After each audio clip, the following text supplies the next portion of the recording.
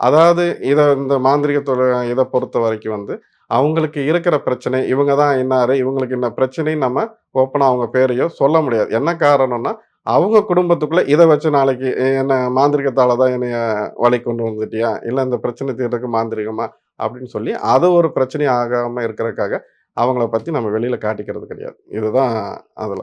அத சொல்லணும்னா 1000 பேர் சொல்லுவாங்க. இப்ப நம்மள பத்தி நீங்க சொல்லணும், இல்ல என்னோட முகநூல்ல போய் பார்த்தீங்கனாலும், அதில 1000 பேர் நம்ம சொல்லுவாங்க. இவங்கனால நான் இன்னைக்கு சேர்ந்து வாழ்றேன். நல்லா இருக்கேன் அப்படிங்கிறது தெரியும். இன்னைக்கு வராகி மடம்னாவே தமிழ்நாட்டிலும் சரி, உலக மக்களுக்கும் சரி, இவருனால நான் பயனடைஞ்சேன் அப்படின்னு சொல்லி பல பேர் சொல்ற நிலைமையில தான் இருக்கு. இப்போ வந்து கணவன், மனைவி பிரிஞ்சிருக்கவங்களுக்கு வந்து சேர்த்து வைக்கிறேன்னு சொல்லி நீங்க சொன்னீங்களா? எந்த மாரி முறையில வந்து நீங்க வந்து சேர்த்து வைக்கிறீங்க? என்னென்ன வந்து பண்றீங்க அதுக்காக? இங்க வராகி மடத்த பொறுத்தவரைக்கும் 3 விதமா அவங்களோட அந்த பிரச்சனையோட வீரியத்த பொறுத்து 3 விதத்தில நம்ம அத முயல்றோம்.